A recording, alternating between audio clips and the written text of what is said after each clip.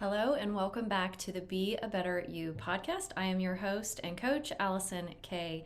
Dagny, and today what we're going to be talking about is maintaining positivity and resilience in the face of adversity. I realize and understand this is something that we all struggle with, but a few things that I want to make sure that I cover right away is understanding the difference between, just having a positive outlook and a positive mindset and really actually having brain habits that contribute towards it versus just trying to stay positive and think, positive, happy thoughts, right? Because we are going through a lot of stuff. People are experiencing trauma. People are experiencing bad things in this world. It's not always about just looking on the bright side, okay? And so I know I talk a lot about the subconscious mind, and I talk a lot about how to change your thought habits, how to shift the neural pathways in your brain, right, to help you be at peace, to help you live your best life. But I do want to make sure that I talk about that part, which I will.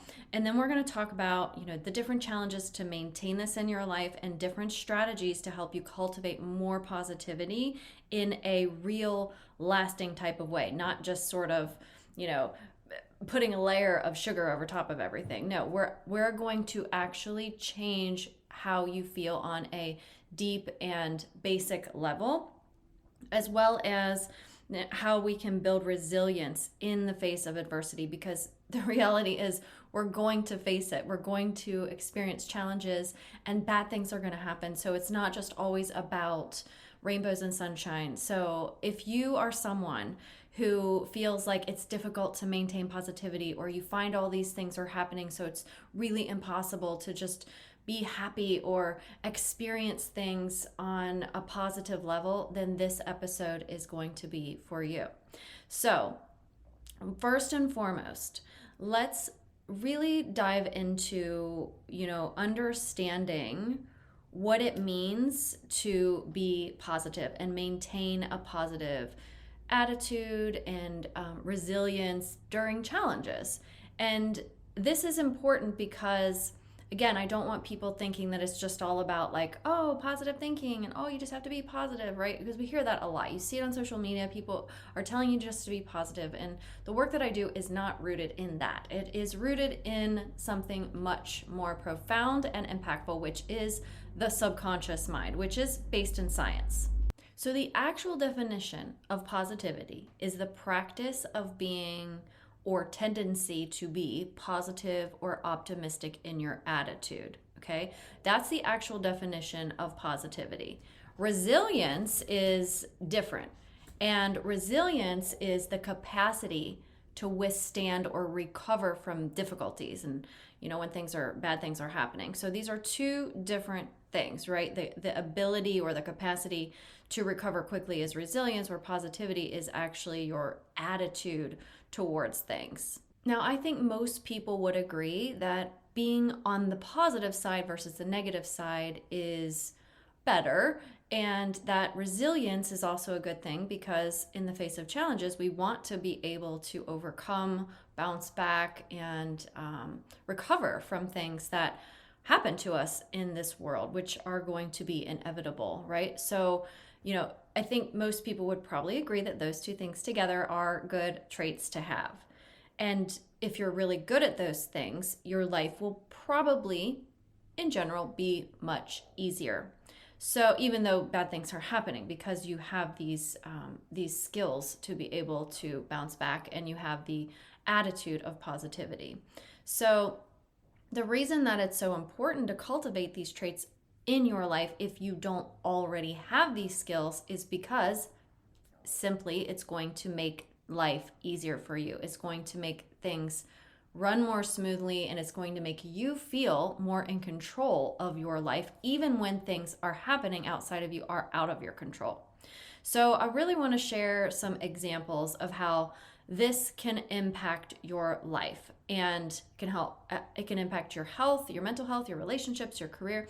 And there are lots and lots of examples of this in this world that you've probably even heard of. So, for example, let's talk about J.K. Rowling, right? She is one of the most successful authors of all time. J.K. Rowling the author of all the Harry Potter series, she faced rejection, poverty, depression, right? All these setbacks, right? Yet she was determined to pursue her passion for writing. And this perseverance and this passion paid off when the Harry Potter books were published.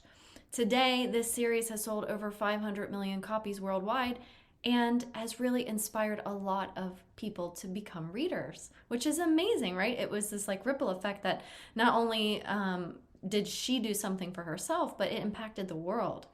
Another example of this would be like Oprah Winfrey, right? She's talked about how she's had such a difficult childhood and had abuse of all different sorts and poverty. And, she became one of the most influential women, especially in the media in this world, and has her talk shows and all these other offshoots of her talk shows. And she's supported like Dr. Phil. Like there's so many wonderful things that she's done, which has inspired a lot of people and viewers worldwide. Her personal struggles that she has overcome with really a lot of grace, a lot of positivity, again, that word coming up, has become such a beacon of hope for people, like so many people who are striving to overcome adversity. So these are inspiring stories. They illustrate the transformative power of being a positive person with a positive attitude and having resilience and this determination to overcome challenges in life. So, yes, these are extreme examples of people who have done this, but people do it on very small levels as well, whereas it's not like they become these, worldwide booksellers or, start their own business and become multi-millionaires.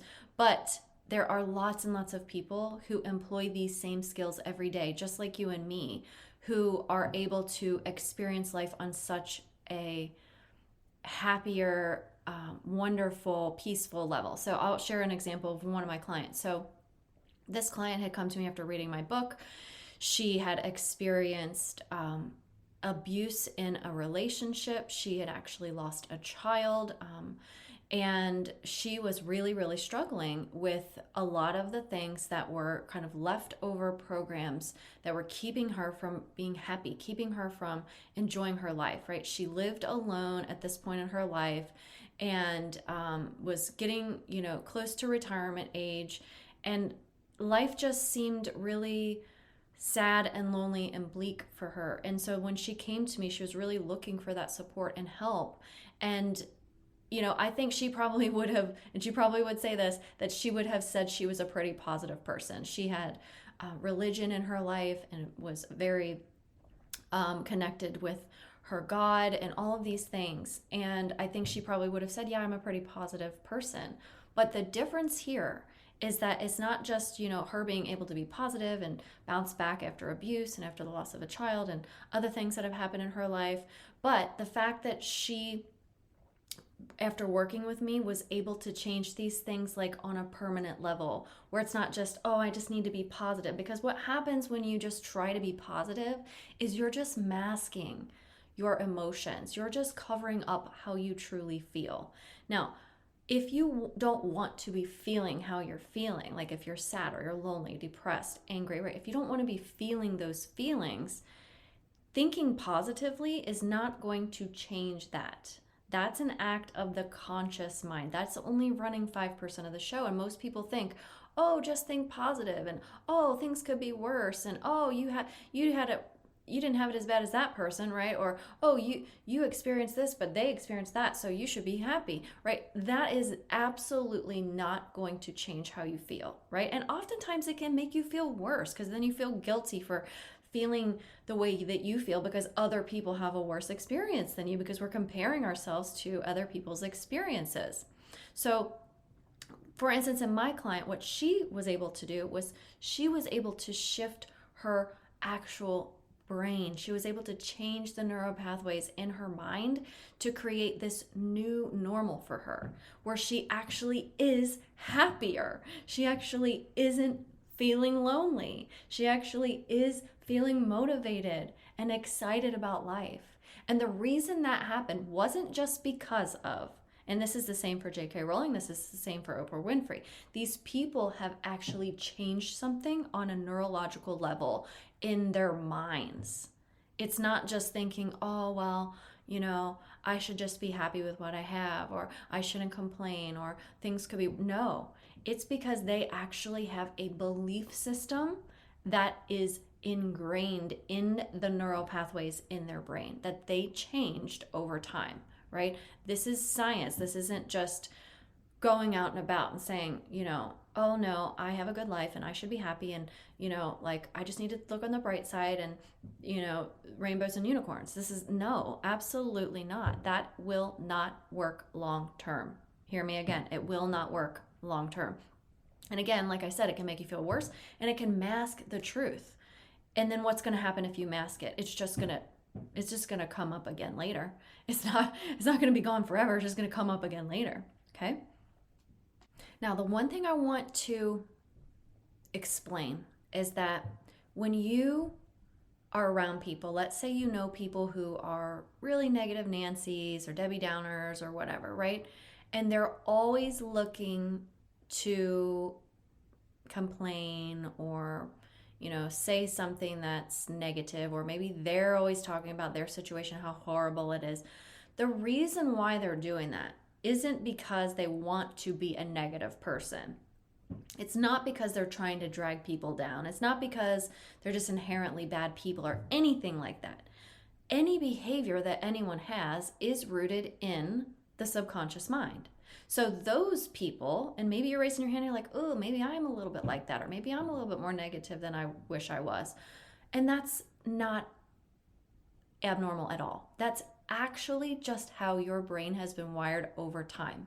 So, and same for other people who are like this, right? They're not trying to do it because there's want people to be sad with them or whatever. No, they're doing it because they have something that's driving that behavior inside of them. And it's typically going to be a deep collection of subconscious beliefs that they're not even aware of. So you might be asking, well, like, what kind of subconscious beliefs might someone have if they're being negative like that a lot? Well, it could be a whole host of things. And you have to remember that our mind is trying to keep us safe, right? That's the primary goal.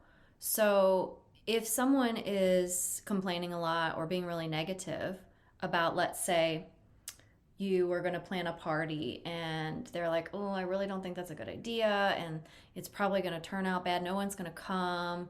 And we're going to have to put all this work and time and money and effort. It's just going to be a waste. Like, the reason they're doing that is probably because there's some sort of underlying fear. Maybe that time will be wasted, or that they will feel rejected if they go through all this effort and no one shows up. So again, there's not one hard and fast reason for why everyone does what they do. It's going to be unique and individualistic to each person. So what their filters are of the world, how they perceive things, that and what they believe on a deep subconscious level is going to be driving that behavior. And the wonderful thing about this is once you realize this and you really fully understand it, it's really hard to get triggered by other people, because you know that they're behaving based on their programs, their filters, and how they perceive the world. And so knowing this can often create a lot more compassion for others, as well as ease within yourself, because it's not such a resistance or a struggle. Like, why are they acting like this, and trying to figure people out? It's their programming. The reason people behave the way they behave is because of how they're programmed. So, this is really, really important to understand, to know that it's not just about thinking positive and lollipops and Candyland. Like, no, it's literally changing how you think on a much, much deeper level. And then what happens is that does absolutely impact your life. It will change your mental health. It will improve your relationships, your career. It will even help with your physical body. So really, it makes a lot of sense when you hear people say be positive, but be positive is just sort of a blanket statement. And really it needs to be drilled down on a way more detailed scale. It's not just about being positive, because like I said before, that's just masking how you're feeling and can often make you feel worse. So instead of telling people to be positive or, oh, just look on the bright side or it could be worse, what we need to be doing is changing how our brain is operating on a neurological level, which is possible because of neuroplasticity.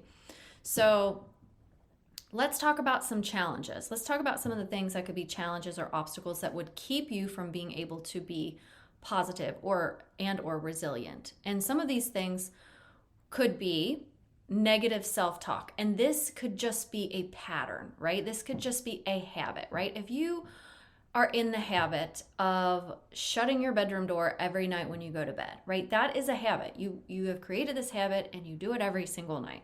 Well, if you have been programmed and you have developed habits over time to talk negatively to yourself, this is just going to come very naturally. Your brain puts these kinds of things on autopilot for you, so you don't have to think about it. So you do not have to make conscious effort to do that, because the brain power gets to go somewhere else, right? I'm just going to automatically talk negative to myself, and that's just going to be my habit. So that's why I always talk about being aware of what your self-talk is, because oftentimes if you just have a habit, you don't really think about it because it's so automated. Another factor could be fear of failure, fear of the future, fear of lots and lots of things. Fear is a big thing for a lot of people. And also external stressors that could be coming up that you are thinking about in a particular kind of way, right? So making meaning of those external stressors, right? Because you've heard my podcast before, the external things that are going on aren't always the things that are creating the stress. It's what you perceive about them and what meaning you're giving to those things that's actually creating it, right?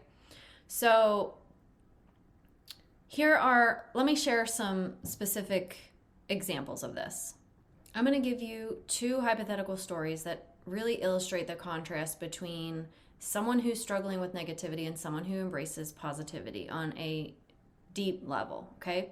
So someone who's struggling with negativity, let's call her struggling Sarah. She wakes up feeling overwhelmed by negative thoughts.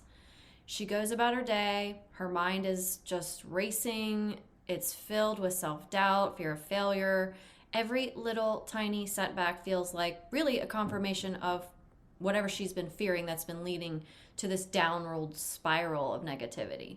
So anytime Sarah is faced with these external stressors, such as maybe like a tight deadline at work or disagreement with a friend, she starts to feel helpless and she just can't cope with it. So what happens is she constantly berates herself. She's doing the negative self-talk and she's believing that she's not good enough and that nothing will ever go her way. And her negative mindset really only serves to reinforce and deepen the sense of despair and hopelessness that she's been carrying around, which really just leaves her feeling stuck and unable to break free from a cycle of negativity. Now, let's look at positive Patty, okay? So on the other hand, Patty wakes up feeling energized. She's ready to tackle the day. She starts her morning even with positive affirmations, being aware of her thoughts, reminding herself of her strengths, her capabilities. She remembers all of the things that she's done in her life that prove these things throughout her day. She's faced with challenges just like everyone and setbacks, but she has confidence and resilience. So when she's confronted with these external stressors, such as let's say like a really demanding project at work or maybe a conflict with a family member, she remains calm and composed. Patty knows that she has these skills and the resources to really overcome anything. So she's one who reframes the negative situations as opportunities for growing and learning, and then viewing any failures or setbacks as a stepping stone to getting better, to success, rather than a reflection of her worth. So her positive Patty's mindset not only helps her to navigate these ups and downs and roller coasters of life more easily, but also inspires people around her to do the same thing. So, while both face similar external stressors and challenges, their responses are very, very different. Sarah's negative self-talk and the fear of failure really just reinforces her own helplessness and inadequacy that she's believing, right? Which makes it really difficult for her to cope with this kind of adversity. But on the other hand, Patty's positive self-talk and all her confidence really enable her to approach these challenges with more optimism and more resilience. And then what happens is she's able to turn these obstacles into opportunities for growing in her own personal success. And so ultimately, by shifting their mindset, embracing positivity, like on a real scale, not just like thinking positively, but actually believing on a positive level, using the tools and things like that I teach my clients to do, that's how it's possible to overcome, like in this case, Positive Patty, the most daunting challenges and really thrive even in the face of adversity. So, it's really, I just wanted you to see, because maybe you relate to one or the other here, but I'm going to talk about some of these mindset shifts and strategies that help someone who is more negative cultivate more positivity and resilience and be more like Patty, so that you, whomever, can transform with a powerful, positive mindset that works on a subconscious level. Okay, so if you have a pen and paper, this would be a good time if you're not driving or walking. I'm going to give you 4 quick steps that you can do to kind of start changing this if you do find that you are experiencing more negativity in your life and you really want to start to change that, right? Because I'm here to help you be the best version of you that you can.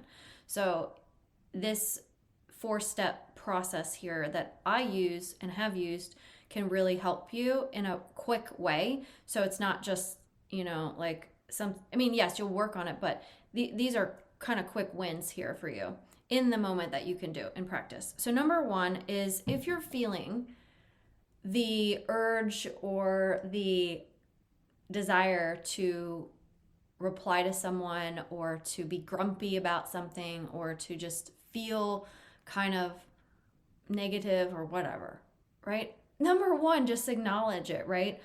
I never want anyone to dismiss their emotions. So if you're feeling like, oh, I hate this, or oh, this is horrible, or this sucks, or whatever, just realize and understand that something on a subconscious level is speaking to you. So acknowledge it. Acknowledge that you're being kind of negative, right? Just realize it. That's number 1. So you're driving in traffic and you are just like, I hate this. I hate this traffic. I hate how people drive and this is annoying, right? Whatever that is, just pay attention. Notice that you're being that way. Not judging it, not saying, oh, I shouldn't be so negative. No, just observe it. Number 1, that's easy, right? We can all acknowledge it. Yeah, okay, I am being a little negative here. I am being a little bit of a Debbie Downer. I am being a negative Nancy, right? Just acknowledge it. Don't judge it. Just acknowledge it. Don't attach anything to that. Number 2 is find gratitude in there. That's so easy to do, right? What one little thing could I be grateful for in the midst of this traffic jam? That I have good music that I can play, that I can call someone and chat on the phone, that I am not, 2 miles up in the ambulance from the accident that just happened that's causing it, right? Find one little piece of gratitude. And often that can be enough to shift you a little bit out of that negativity. Gratitude is really, really a high vibrational level emotion. And so anytime you can access that, it's going to shift something inside of you.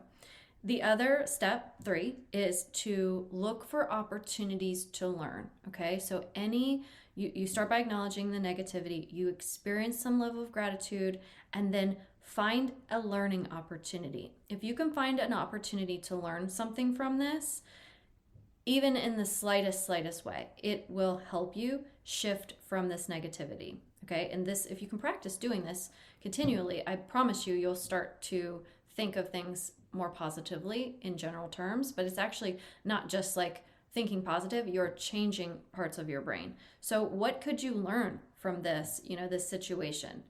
and try to think of something that's truly something that's valuable to you. Whereas, oh, I learned that I don't like traffic, or I don't like being in traffic jams. And that's not really what I'm talking about. I'm talking about like maybe the opportunity for you was to learn patience or compassion for people who got in car accidents. Or maybe the opportunity to learn is that you always take the same route and there's a better way. You just haven't really looked into what that better way might be, and you've been procrastinating, right? And your opportunity to learn is to actually take action, right? I don't know. I'm just saying look for the opportunities to learn, and that will often shift something inside of you as well.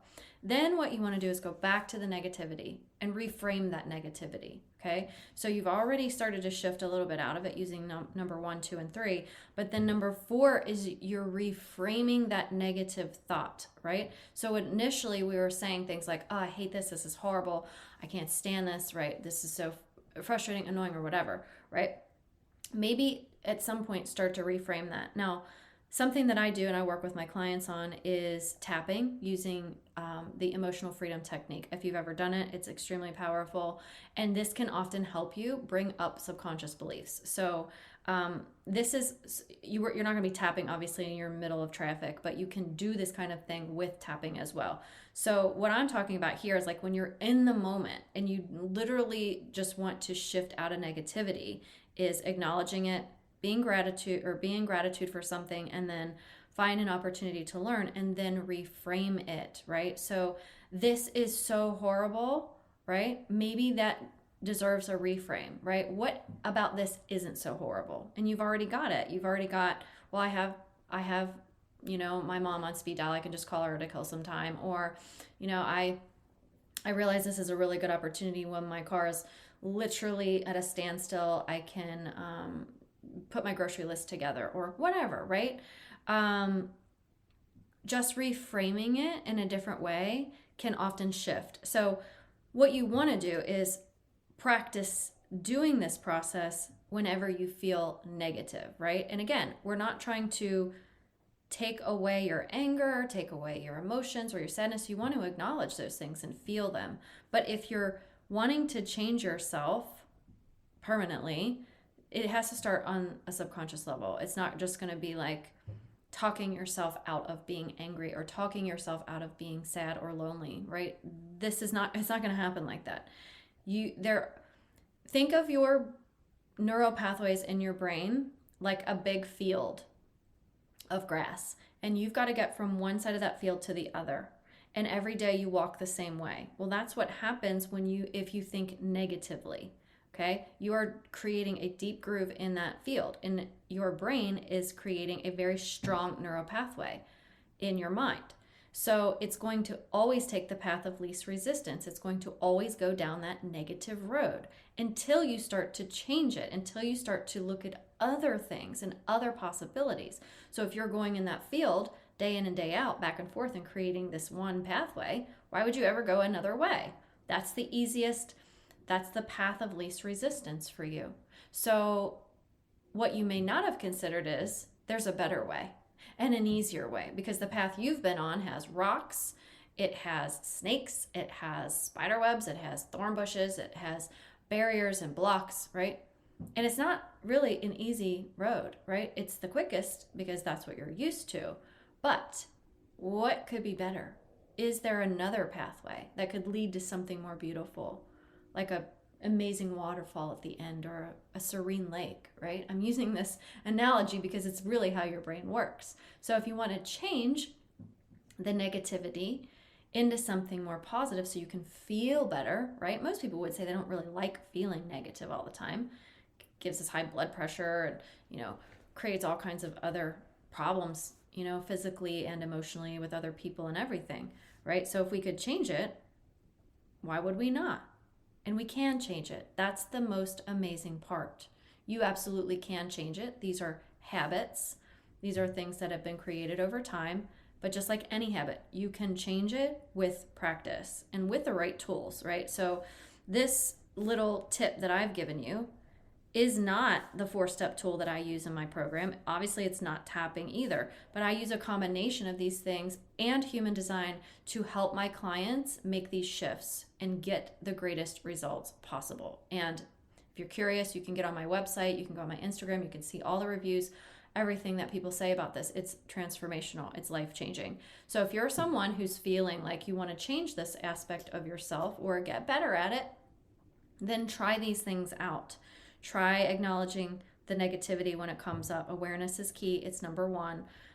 Pull into gratitude. Find an opportunity to learn from this. What is the learning opportunity? And don't be surfacey. Like, really, what is something you deeply could learn from this? And then reframe it, right? Find the reframe within it. What is actually a better way to think about this? And that will help you. Now, this isn't actually reprogramming your subconscious mind. This is helping you get shifts, which is great, right? Because that's what you can get in the moment. But actually reprogramming your mind so that you don't get triggered by things, so that you don't go down these, negative thought patterns is going to take a subconscious healing tool. And that's what I use, is a 4-step process to help you reframe your subconscious mind and change the actual neural pathways in your brain, so you're not going down that one pathway every single day, every single time, getting triggered, getting upset. You can actually feel at peace when you do that. So another thing that you can do is try to surround yourself with people who are more positive, right? So if you have specific friends who are constantly being negative, there's maybe dragging you down or feel like emotional vampires, maybe setting up some better boundaries about those friendships, or find ways to change the topics when it gets to be negative. And maybe you just have to dissociate from people or limit the amount of time that you're around them, and try to be around people who are more uplifting and positive. Can be really, really helpful. And then, which I talked about in the episode last week, was self-care. If you haven't listened to that one, go back and listen to that one, because there's lots and lots of ways that you can incorporate self-care, and that in itself will help you be able to, when you're taking care of yourself and you're at ease about that, you're going to feel more positive in general. So just kind of incorporating some of those things. So if you didn't get to listen to that, go back to last week's episode and listen to that as well, and share it with somebody if you feel like it might help them. So each of these little things and these tips and tools that I'm sharing with you are things that you can easily incorporate into your daily life. So you don't have to hire me as your coach in order to do these things. You can absolutely do them. In order to change your brain, in order to change the neural pathways, using a 4-step subconscious reprogramming tool, and then using things like EFT to bring those subconscious beliefs to the surface, plus combining it with who you're designed to be on a soul level using your human design, all of that in conjunction together with me as your coach, that is how I can help you actually make these changes permanent for your life. So I've done it for myself, and I've done it for so many of my clients throughout the last couple of years. So if you have any interest in that, then obviously you can reach out to me, and you know how to reach me on Instagram or Facebook. So I wanted to talk a little bit, just really quick, about how to build resilience, because I talked about this at the beginning, in the face of adversity, because the reality is we're always going to face adversity. There's always going to be a challenge. Things aren't just going to be all hunky-dory all the time. And everyone, I think, would agree with that. So some strategies to deal with these kinds of things. Number one is embracing change, right? Some people are like, I hate change. Change is horrible. I don't like it. Well, you're going to be more resilient if you can accept and embrace that change is really the only constant thing that we have. Like, change is actually always happening. But if we have this attitude like change is bad, or change shouldn't be happening, or things should always be the same way, then we are going to be struggling with this, because there's absolutely no way to fight reality. And reality is things are always changing. The other thing that you can do is find meaning in adversity, right? So when things are happening, find the meaning that is uplifting or good, right? And again, we're not trying to what's the word? We're not trying to dismiss bad experiences or anything like that. But if you really want to become more resilient, it's going to take some effort for you to find some positive meaning in the face of adversity, right? So something challenged you, something difficult you're going through, what could be a good thing about it? If we're not looking for the good, all we're going to see is the bad, okay? And another thing to help you with this is developing your own problem solving skills. Some people just don't have very good problem solving skills. I realize and recognize that. Part of having good problem solving skills is considering all different types of possibilities. This is what makes a good problem solver. Scientists are like this, right? Because they're thinking of all the possibilities. Could it be this? Could it be that? When you box yourself into one thing, it's harder to solve the problem. When you can think of all the different possibilities, it opens your brain up to be able to solve things in a much better way. So when challenges are happening, the people who survive, let's say, I'm using this as extreme, but they are looking at all the different scenarios on all the different possibilities on how to fix the problem, how to solve it. So when you get really good at that, it will help you in challenging times. And then another thing, which I think you probably are aware of, is seeking support if you need it.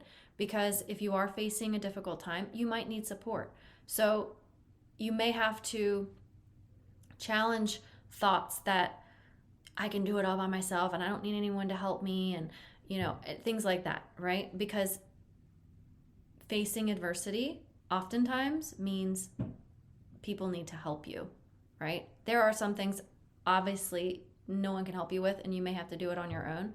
But if you can, right, seek out a therapist or a doctor or a lawyer or whomever, right? If you're experiencing something challenging that someone else is really good at that they could help you with, a friend, a pastor, someone who can support you. So I hope this episode has been helpful for you, that now you have some ideas about what the difference in positivity and resilience really are, and positive thinking versus actually changing your brain on a subconscious level, how you can take steps to actually create more positivity through gratitude and engaging in self-care and acknowledging when you're feeling negative. These things, there's nothing wrong with it. It's just how human beings are wired. And then looking at building more resilience when you're faced with these kinds of challenges, how you actually need to embrace change and find meaning, positive meaning in things that actually don't seem all that positive. Okay? And again, we're not trying to dismiss how you feel or any emotions that you're going through. Ultimately, the choice is yours. If you want to feel negative, then feel negative, right? If you want to feel happy, then you can feel happy. You just have to change your brain because, and I've said this before, the subconscious beliefs, the programs that you have been programmed with since the day you were born are what actually create your emotions. And this happens when reality is not in alignment with what you believe. So when reality shows up differently from what you believe, and reality will be reality, right? There's no changing that. We then have the power to change how we think on a subconscious level so that we can change how we feel. Okay? So hopefully this has been helpful to you. If you have any questions, please reach out to me. I did want to let you know I have created a free subconscious reprogramming meditation. You can get that on my website under the free resources and the quick links tab. And if you already have the first meditation, it's right underneath that, and it says Subconscious Reprogramming Meditation 2. So if you haven't gotten number 2, it's brand new, and it's going to walk you through reprogramming your subconscious mind. It's a meditation, so you'll want to get really relaxed, but that's out there for you. I try to deliver as much free content as possible, like my podcast and my meditations. I've got some other resources out there that are free as well. So take advantage of these things and start trying them out and see if they're helping change anything inside of you. If you want more support on a one-on-one level to work with me in my programs, you can also find that information on my website, where you can fill out an application to work with me, or you can just reach me on Instagram or Facebook anytime. My DMs are always open for you. So thanks for being here. Thanks for listening. Thanks for sharing this podcast with others. And I will talk to you next week.